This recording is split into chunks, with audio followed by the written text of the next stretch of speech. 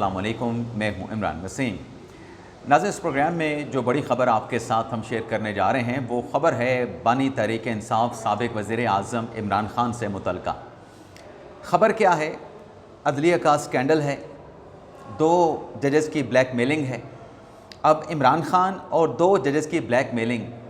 इसकी तफसीलात क्या हैं इस बड़ी ख़बर की, एक तो ये आपको बताएंगे और फिर आप देखने वालों को चीफ़ जस्टिस की जानिब से जो नोटिस लिया गया है उस नोटिस की तफसीलात पर भी बात करेंगे। कुछ और भी अहम ख़बरें हैं, पिछले चंद घंटों में जो अहम डेवलपमेंट्स और हैपनिंग्स हुई हैं उनकी डिटेल्स भी आपकी खिदमत में पेश करेंगे। लेकिन प्रोग्राम का आगाज़ करने से पहले आपसे दरख्वास्त के चैनल को सब्सक्राइब कर लें, बेल आइकॉन का बटन प्रेस करें, वीडियो पसंद आए तो इसे लाइक और शेयर ज़रूर कीजिएगा। तो सबसे पहले बात कर लेते हैं जो ख़बर है कि फ़र्द जुर्म आयद करने का फ़ैसला। ये फ़र्द जुर्म किस पे लगाने का फ़ैसला किया गया है? ये नाज़िम मामला है मनी लॉन्ड्रिंग का, और मनी लॉन्ड्रिंग का इल्ज़ाम जो है बहरिया टाउन के चेयरमैन मलिक रियाद हुसैन के जो पर्सनल सेक्रेटरी हुआ करते थे, अभी भी सेक्रेटरी हैं लेकिन हिरासत में हैं, इदारों के जानिब से उनको गिरफ़्तार किया गया है। और उनके साबिक़ जो सेक्रेटरी थे वो कर्नल रिटायर्ड खलील रहमान साहब थे, जिन्हें उनके घर से FIA की जानिब से शायद गिरफ़्तार किया गया था। अब मामला ये हुआ है कि आज मनी लॉन्ड्रिंग का जो इल्ज़ाम है कि खलील रहमान साहब जो हैं वो मलिक रियाद हुसैन बहरिया टाउन के लिए दुबई में पैसा भिजवाने के लिए मनी लॉन्ड्रिंग में मुलविस रहे, उस पर आज चालान जो है वो अदालत में जो पेश किया गया था, उन चालान की जो नकूल हैं वो फ़रीक़ैन में तकसीम कर दी गई हैं। और चालान की नकूल तकसीम करने के बाद जो आइंदा की तारीख़ मुकर्रर की गई है 10 सितंबर की, तो 10 सितंबर को खलील रहमान पे मनी लॉन्ड्रिंग की फ़र्द जुर्म लगाई जाएगी, जिसमें मलिक रियाद हुसैन भी वकील अपने मुल्ज़म हैं और बहरिया टाउन के बाकी जो सरकर्दा लोग थे जिनका इस स्कैंडल में नाम आया है उन पर भी फ़र्द जुर्म लगाई जाएगी। एक तो नाज़रीन ये ख़बर है। दूसरी ख़बर, अलीमा ख़ान साहबा का घेरा तंग, सहाफ़ी को जान से मारने की धमकियाँ। नाज़रीन, आप जानते हैं कि आज अडयाला जेल में बानी तहरीक इंसाफ इमरान ख़ान और बुशरा बीबी साहबा के ख़िलाफ़ जो तोशाखाना 2 का केस है, जिसकी आज अडयाला जेल में समाअत होनी है, और केस की समाअत के लिए जब मैं ये प्रोग्राम रिकॉर्ड कर रहा हूँ, जो जज साहब हैं स्पेशल सेंट्रल अदालत के शाहरुख अंजुमन साहब, वो अडयाला जेल पहुँच चुके हैं। अदालती कार्रवाई का क्योंकि अभी अंदर से ख़बर नहीं आई, आगाज़ भी हो चुका होगा। इमरान ख़ान और बुशरा बीबी साहबा को वहाँ पे अदालत के सामने, जज साहब के सामने पेश भी कर दिया होगा। लेकिन आज की इस अदालत से पहले, समाअत से पहले, अडयाला जेल के बाहर जो अदालत लगी है, जो इमरान ख़ान साहब की बहन अलीमा ख़ान वहाँ पे पहुँची हैं कि उन्हें भी इजाज़त मिलेगी, जैसे पिछले हफ्ते उनको इजाज़त मिली थी और ख़ान साहब के साथ अलीमा ख़ान की मुलाकात हुई। तो अलीमा ख़ान साहबा पहुँची, तो आखिरी जब अलीमा ख़ान साहबा अपने भाई के साथ मुलाकात करके आई तो कुछ सहाफ़ियों ने उनसे सवालात किए थे, उनकी अमेरिका की प्रॉपर्टीज़ के हवाले से, शौकत खानम के फ़ंड से मुतल्लिक़ सवालात किए गए थे। वो जो सवाल किए गए, उन सवालात के बाद चाहे वो तैयब बलोच थे, यासिर हकीम साहब थे, राजा आतिफ जुल्फ़िकार साहब थे, PTI के सोशल मीडिया ब्रिगेड की तरफ से उन सहाफ़ियों की बड़ी खौफनाक किस्म की, बड़ी बेहुदा किस्म की, बड़ी घटिया किस्म की जो है वो ट्रोलिंग की गई। और आज जब अलीमा ख़ान वहाँ पे पहुँची तो वो तमाम सहाफ़ी जिनकी ट्रोलिंग की गई थी वो अडयाला जेल के बाहर मौजूद थे। तैयब बलोच ने अलीमा ख़ान साहबा से कहा कि हमने आपसे सवाल किया था, लेकिन आपसे सवाल करने के बाद हमारी जो ट्रोलिंग की गई, तैयब बलोच ने कहा कि मुझे धमकियाँ दी गई, फ़ोन कॉल्स की गई, मेरी फैमिली के लोगों को धमकियाँ दी गई। आप अपने बयानात में आज़ाद मीडिया की बात तो करते हैं कि पाकिस्तान में आज़ादी राय होनी चाहिए, मीडिया आज़ाद होना चाहिए, लेकिन यहाँ पे हमने आपसे सवाल किया, आपकी इंसल्ट नहीं की, आपके साथ बदतमीज़ी नहीं की, अलीमा आपा कह के कहा, अलीमा मैडम कह के कहा, लेकिन उसके बाद हमें जो हरासा किया गया, जो धमकियाँ दी गई, हमने कोई बदतमीज़ी भी नहीं की, तो इसका आपके पास क्या जवाब है? तो आज भी अलीमा ख़ान साहबा के पास सहाफ़ी के इन बातों का, इस तकरार का कोई जवाब नहीं था। अलीमा ख़ान साहबा जाके अपनी गाड़ी में बैठ गई और सिमाबिया ताहिर पाकिस्तान तहरीक इंसाफ की सूबाई असम्बली की उम्मीदवार टिकट होल्डर थी, उनकी जानिब से सहाफ़ियों को आज हरासा किया गया और कहा गया कि पीछे हट जाएँ, अलीमा ख़ान साहबों को हरासा ना करें। जिस पर सहाफ़ियों ने कहा कि हम कोई बदतमीज़ी नहीं कर रहे, कोई हरासमेंट नहीं कर रहे, हम एक बात पूछ रहे हैं कि पिछली मरतबा हमने सवाल पूछा था, सवाल का जवाब अलीमा खान साहबा ने नहीं दिया, लेकिन आपकी पार्टी के सोशल मीडिया के लोगों की तरफ से हमें हरासा क्यों किया गया, हमें धमकियां क्यों दी गई। तो ये आज अडयाला जेल के बाहर जो है वो एक फ़िल्म जो है वो लगी है और दूध का दूध पानी हो गया है कि जहाँ ये कहते हैं कि मीडिया आज़ाद होना चाहिए, ख़ुद तो खेलते हैं फ़िक्स मैच कि अच्छे अच्छे पोले पोले मीठे मीठे सवाल किए जाएं, लेकिन अगर कोई साफ़ी मुश्किल सवाल करे तो फिर उसकी ट्रोलिंग कैसे की जाती है। तहरीक इंसाफ वाले ये बर्दाश्त नहीं कर सकते, मुश्किल जो सवाल साफ़ी करते हैं मुश्किल सवालात को बर्दाश्त नहीं कर सकते। अभी आप चंद दिन पहले देखें कि जो मंसूर खान साहब के प्रोग्राम में शौकत बसरा साहब ने जो सीनियर साफ़ी तजियाकार एंकर नसरुल्लाह मलिक के साथ जो इंसल्ट की, जो उनकी तौहीन की, जो उनके साथ बदतमीज़ी की, ये इनका जो है वो सब्र है, ये इनका लेवल है कि किस लेवल पे आके शौकत बसरा जो हैं एक लाइव प्रोग्राम में एक साफ़ी के साथ बदज़ुबानी कर रहे थे। और मैं ज़रूर ये कहना चाहूँगा कि इस किस्म के जो किरदार हैं जो मीडिया पे आके अपनी भी बदनामी करते हैं, बैठे गेस्ट के साथ भी बदज़ुबानी करते हैं, अपनी पार्टी के लिए भी क्या कहते हैं वो बदनामी का बायस बनते हैं, ऐसे किरदारों को, ऐसे लोगों को नेशनल मीडिया पे नहीं बुलाया जाना चाहिए। ये किसी वक्त भी फट सकते हैं, कोई उल्टा सीधा सवाल कर सकते हैं। तो आज जब तैयब बलोच बात कर रहे थे तो पिछली मर्तबा भी तैयब बलोच के साथ उलझ पड़े थे, बल्कि नौरीन खानम ने तो पार्टी के वर्कर से कहा था कि इसकी ज़रा जो है वो मुरम्मत करें, इस साफ़े की ज़रा ख़बर लें। तो ये भी मैच फिक्स करके अंपायर को साथ मिला के जो है वो खेलना जानते हैं पाकिस्तान तहरीक इंसाफ वाले। अब नाज़रीन आते हैं जो सुप्रीम कोर्ट से ख़बर है। एक तो हम आपको बता चुके हैं कि 8 सितंबर को नए अदालती साल का आगाज़ होने जा रहा है और नए अदालती साल के मौका पे जो फुल कोर्ट इजलास होना है,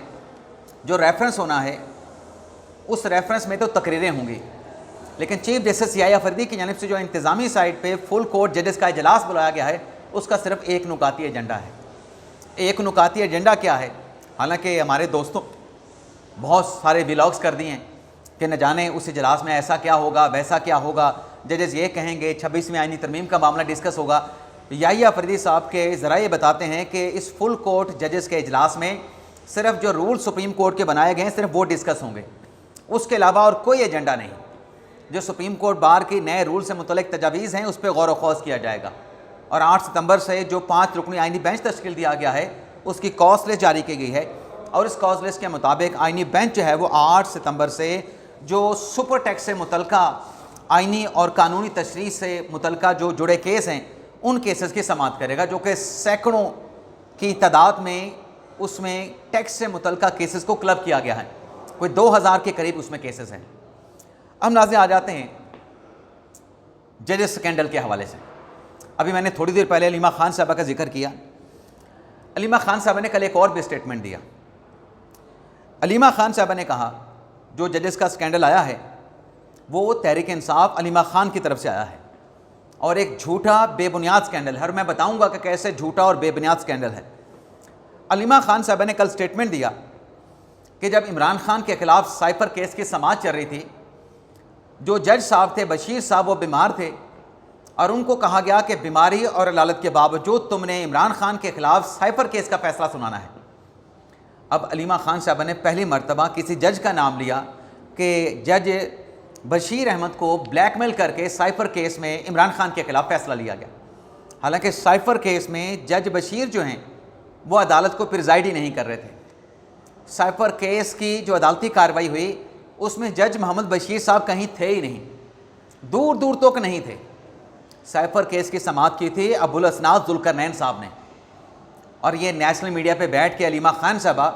एक मनगढ़ंत और झूठा स्कैंडल अदलिया का बना रही हैं कि जज बशीर को ब्लैकमेल किया गया कि इमरान खान के खिलाफ साइफर केस का फैसला सुनाओ। और फिर अलीमा खान साहब ने एक और जज साहब का नाम भी ले लिया कि जो इमरान खान और बुरशा बीबी साहबा के खिलाफ इद्दत निकाह का जो केस था, अभी जो इद्दत निकाह का केस है इस पर आप देखें जब पहली मर्तबा उमर चीमा साहब ने खबर दी कि इमरान खान और बुरशा बीबी साहबा का निकाह हुआ है, पूरी पाकिस्तान तहरीक इंसाफ ने उस खबर को डिनाई किया था। नहीं, ऐसी कोई बात नहीं, वो तो उनकी पीर हैं, इमरान खान जो हैं उनके मुरीद हैं, ऐसा हो नहीं सकता, खान साहब तो रूहानियात के लिए बुरशा बीबी साहबा के पास जाती हैं। लेकिन फिर चंद महीनों के बाद खुद ही कह दिया कि इमरान खान ने बुरशा बीबी साहबा के साथ शादी कर ली है। तो जो लोग जो हैं तहरीक इंसाफ से उमर चीमा की ख़बर को झुटला रहे थे, फिर उनकी ख़बर को एडमिट भी कर रहे थे। अब ये जो इद्दत का मामला बना, ये खान साहब के अपने निकाह खां के बयान और गवाही और मीडिया पे दिए गए स्टेटमेंट से बना, जिसमें मौलवी सईद ने, मुफ्ती सईद ने खुद एतराफ़ किया कि पहला जो निकाह हुआ था इमरान खान बुशरा बीबी साहबा का, वो इद्दत में हो गया था, और फिर उसके बाद दूसरा निकाह जो है वो पढ़ाने के लिए वो दोबारा लाहौर गए थे। ये कोई और नहीं कह रहा, किसी और ने इल्ज़ाम नहीं लगाया, इमरान खान साहब के अपने मुफ्ती निकाह खां कह रहे थे। अब अलीमा खान साहबा कहते हैं कि इद्दत निकाह केस के जो जज थे उनको भी ब्लैकमेल किया गया। उन जज साहब को भी कहा गया, उनके बच्चे की शादी थी, लेकिन कहा गया कि पहले तुम फैसला सुनाओगे फिर बच्चे की शादी करोगे। अब अलीमा खान साहबा से इस बात का अगर सबूत मांगा जाए, क्या उनके पास सबूत होगी? पहली मरतबा उन्होंने जजेस का नाम लेके कहा कि इन जजेस को, जज बशीर को और इद्दत निकाह केस के जो जज थे कुदरतुल्लाह साहब, उनको ब्लैकमेल करके इमरान खान के खिलाफ फैसला लिया गया। ये नाज़रीन एक बहुत बड़ा स्कैंडल है। क्या इस पे chief justice Islamabad high court को नोटिस नहीं लेना चाहिए? जो अलीमा खान साहबा ने स्टेटमेंट दिया है, 2 जजेस को बदनाम किया गया कि वो कंप्रोमाइज़ हो गए, हालांकि एक जज साहब तो उस केस की समाअत करने वाले बेंच में शामिल नहीं थे, अदालत में नहीं थे, क्योंकि जज बशीर जो हैं वो नैब कोर्ट के जज थे, अकाउंटेबिलिटी कोर्ट के जज थे। और फिर हाई कोर्ट में एक और भी फटा बना हुआ है, जो आफिया सिद्दीकी वाला केस था, जिसमें जस्टिस सरदार एजाज इसाक साहब ने वज़ीर आज़म और उनकी पूरी काबीना को नोटिस जारी कर दिया था। अब उस नोटिस के बाद जो एक रिपोर्ट तैयार की गई इस्लामाबाद हाई कोर्ट के स्टार की तरफ से कि चीफ जस्टिस चैम्बर उनको ये गाइड करे कि ये केस फिक्स नहीं था, ये केस जज साहब ने खुद लगाया, कॉज लिस्ट भी खुद जारी की, तो अब इसमें जो कंटेम्प्ट के नोटिस जारी किए गए हैं उस पर हमें गाइडलाइन दी जाए, पे इस पर किया क्या जाए। तो रजिस्ट्रार ऑफिस की जो रिपोर्ट थी, अब सरदार एजाज इसाक साहब का और बाबर सत्तार साहब का टैक्स से मुतल्लिका बेंच बन गया। तो रजिस्ट्रार ऑफिस की जो रिपोर्ट थी वो पेश कर दी गई, जो जस्टिस इनाम अमीन मिनाज साहब की अदालत में आफिया सिद्दीकी वाला जो केस लगा 1 सितंबर को, उसमें रजिस्ट्रार ऑफिस ने कहा कि इस मामले पे फुल कोर्ट तश्कील दिया जाए। तो जस्टिस इनाम अमीन मिनाज साहब ने उस पहली समाअत पे उस केस को सुनने से इनकार कर दिया और कहा कि नहीं, ये फ़ाइल, ये मुकदमा फ़ाइल पे पुट करके चीफ जस्टिस साहब को भिजवाएं, सरफराज डोगर साहब को, और वो उस पर एक लार्जर बेंच तश्कील दें, ताकि एक कन्फ्लिक्टिंग जजमेंट की बजाय एक यूनिफॉर्म जो है वो फैसला सामने आ जाए। अब इस ऑर्डर के ऊपर जो अमीन मिनाज साहब ने केस सुनने से इनकार किया, फुल कोर्ट बनाने की जो ऑब्जर्वेशन उन्होंने दी, उस पे चीफ जस्टिस सरफराज डोगर साहब ने अब 4 रुकनी बेंच तश्कील दे दिया है। अब उस बेंच की सरबराही करेंगे जस्टिस अरबाब मोहम्मद ताहिर साहब, जस्टिस खादिम हुसैन साहब हैं, जस्टिस आज़म खान हैं, जस्टिस इनाम अमीन मिनाज को भी शामिल किया गया है, और 10 अक्टूबर को इस केस की समाअत होने जा रही है।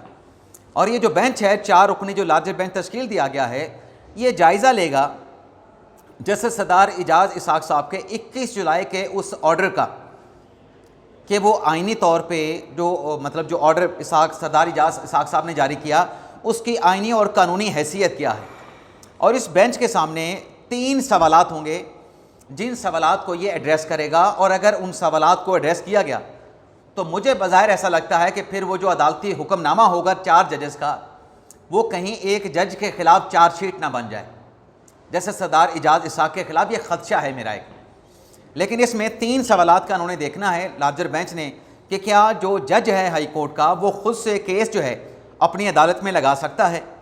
क्या जो जज है वो अपनी अदालत का रोस्टर ख़ुद से जारी कर सकता है, और तीसरा ये है कि एक और सवाल भी है रजामंदी से मुतल्लिक,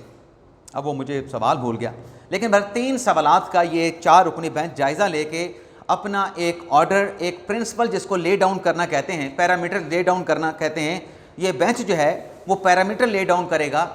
कि मास्टर ऑफ रोस्टर कौन है, केस की फिक्सेशन कैसे होगी, कॉज लिस्ट कैसे जारी की गई, जजेस का रोस्टर कैसे जारी होगा, रोस्टर के बगैर क्या कोई जज आके अदालत लगा सकता है, कॉज लिस्ट के बगैर कोई जज आके अदालत लगा सकता है। तो ये सारे सवालात को जो है इस 4 रुकनी बेंच ने जो है वो एड्रेस करना है। तो ये था नाज़रीन हमारा आज का वीडियो लॉग। आपसे इजाज़त चाहते हैं। अल्लाह ताला हम सब का हामी नासर हो, अपनी दुआ में याद रखिएगा। अल्लाह हाफ़िज़।